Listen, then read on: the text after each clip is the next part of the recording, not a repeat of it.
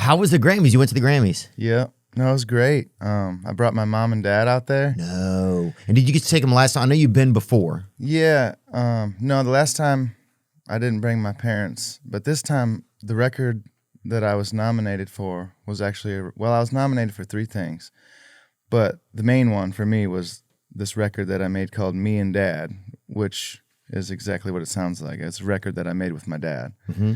And he's the one that taught me how to play and taught me all about bluegrass and stuff and taught me how to wipe my ass and tie my shoes and everything. So to kind of grow up and make a record with him was just a big deal, man. It was something that it was like a bucket list thing for me for a long time, you know. Like it had been weighing on you a little bit even? Yeah, exactly. Yeah, because Wow. I've been on tour. Like when I was 19, I hit the road and haven't stopped. And, you know, I'm like 31 now. And, you know, it was like, man, time just is slipping by. And my dad's getting older and I need to make this record. And then gigs just keep getting booked. And it's like, well, when am I even going to make it? And so eventually I just went to my manager and said, yo, let's block off time. I need to make a record with my dad. Like, he's getting older. I'm getting old, you know. It's time. Like, we got to do this. So we did it, and it was awesome. You know, we got nominated for a Grammy. Brought my folks out there and, you know, had them posted up at the Sunset Marquee and just, like, showed them a great time, you know? Yeah. And that had to feel pretty amazing just because I think a lot of people want to have that moment where they kind of pay homage to a family member, somebody who's gotten them emotionally there sometimes, you know? it's everything to me. My dad is just, I wouldn't know anything about bluegrass music and Doc Watson and all the stuff that I cut my teeth on, and is the reason why I have a good life today and, you know, a career and everything. It's all because of when I was a little kid, he was so inspiring, you know. He's just sitting around picking, and he was like, everybody's kind of like, we'd have parties and stuff, and everybody would just be sitting around vibing and smoking a couple of joints, having a few beers, and my dad would be playing until he's like red in the face, and everybody's singing along, and just I was a little kid being like, damn, my dad's fucking cool as hell. You know what I mean? And I want to be like that when I grow up. And so I was a little shit already wanting to be a bluegrass musician. So it's like, well, what I've always wanted to do. So it's, you know, it's all because of him and bringing him out there and like walking on the red carpet with him and shit. You know, I mean, I grew up in a small town. A lot of my homies were at that time, like it was, you had people stealing from their grandmas and shit, stealing their, you know, TVs and shit to sell to get money to buy oxys and shit, you know. Wow. And I remember doing that shit a little bit. I'd do it like, because it was just around. I mean, like I said, I grew up in a small town. I just never really had any rules. Just, where were you at? Well, I grew up in this little town called Muir. Muir? Population 666 last time I checked, which is hilarious. Yeah, one John Muir? No, I don't know. Just Muir, and it's right outside of this town called Ionia in Michigan. Ionia, maybe I've heard of it. Yeah, will you look up the population of Muir, Michigan? And Ionia was probably a slave town. I'm guessing just by the name of it. It's a prison town. It is. There's like, I mean, when I was living there, there was like there's like 7 prisons there. Wow. Like most people either work at the prisons or like in them. Probably. Yeah, are getting hauled off to them. There we go. Wow. I told you, dude 666 people. It's a small ass town, and Ionia was like, you know, the town like where I went to school and all that. Why are we talking about Ionia again? We're just saying, what was it like the oxys people and shit. Getting oxys. Man, when I was in school and shit, I was a terrible student. I had a handful of teachers. Like my home life was like kind of colorful at the time. It was. And this, you had your dad was the music guy you spoke about. Yeah, my parents, you know, are both just like really awesome. They're kind of old hippies but they're like hippies and redneck, half hippies and half redneck in a way. And it's like they're just kick ass. They taught me about so much good music. You know, my mom and shit taught me about like everything from Hendrix to the Beatles and Zeppelin, and my dad taught me about Bill Monroe and Doc Watson and Flat and Scruggs and about fishing, and you know, it's just like they were different parents, you know. And during the time, I mean, like when I was in middle school and high school and stuff, like I said, stuff was kind of crazy, you know. At home, you mean, at the house? Yeah, and you know, we're all like, you know, my parents are recovering addicts, you know. Aren't we all? You know? I am. Yeah, I was at a meeting 2 hours ago. So yeah, well, good. Yeah. That's awesome, man. So yeah, no judgment at all. Half our audience is there. No, and man, they're doing so great these days, and we all are too. It's like we've all sort of made it through some crazy shit, and we made it out the other side, and we went, holy shit, how the hell did we do that? But that is to say that I'm super proud of my parents, you know, these days. And I'm proud of myself. You know, we all made it out of that shit. Yeah. It was crazy.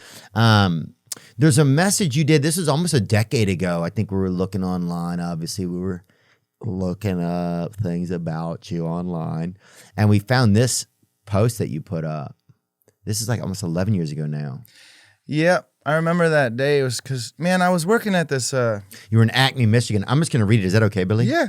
It says, I put in my 2 weeks notice today at work. I decided to pursue music as a career. Maybe I'm going out on a limb by doing this, but I don't care. I am ambitious and passionate enough to try it. Working 8 hours and then gigging all the time is physically and mentally stressful and leaves me no time at all for creative output. I'm going to work very hard, practice, and write music every day. Besides, there has been nights that I've made more money in 1 hour playing music than I make in 2 weeks at work. I want to thank all of you for the support. Without you, I would not be able to make this decision. Cheers. Yeah, man. That's cool, man. It's just a cool thing to put into the universe.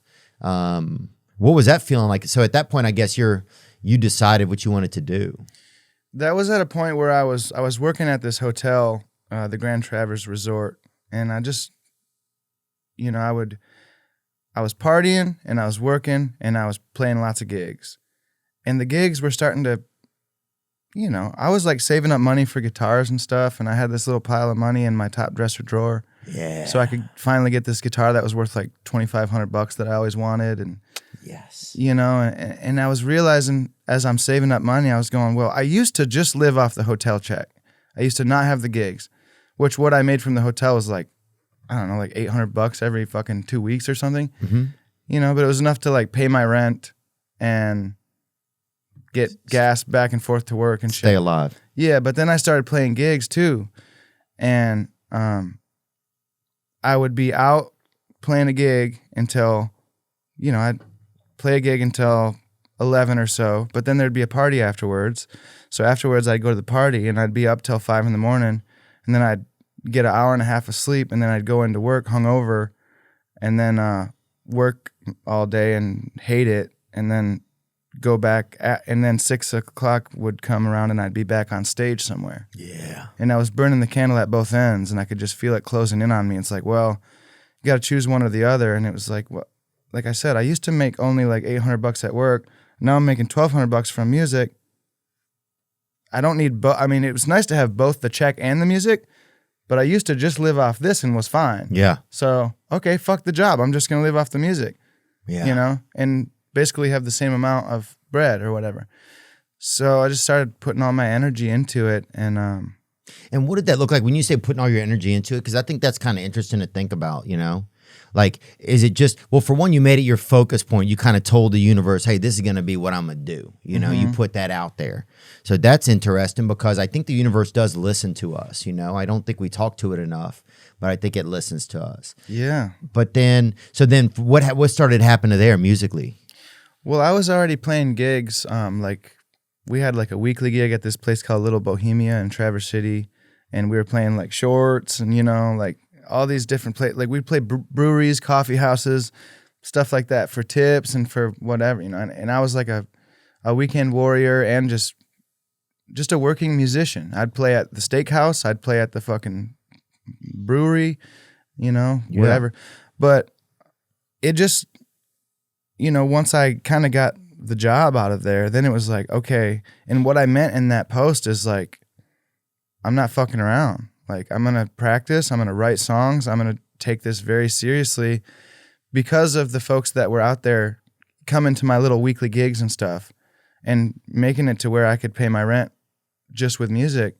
I felt like I had a duty Yeah. to basically give back to those folks that supported me and say, look, if you continue to support me, I'm not fucking around. Like I will really work hard if you guys will still support me, you know? Yeah. And I still have a hard time with success. I grew up The opposite of I it. grew up poor.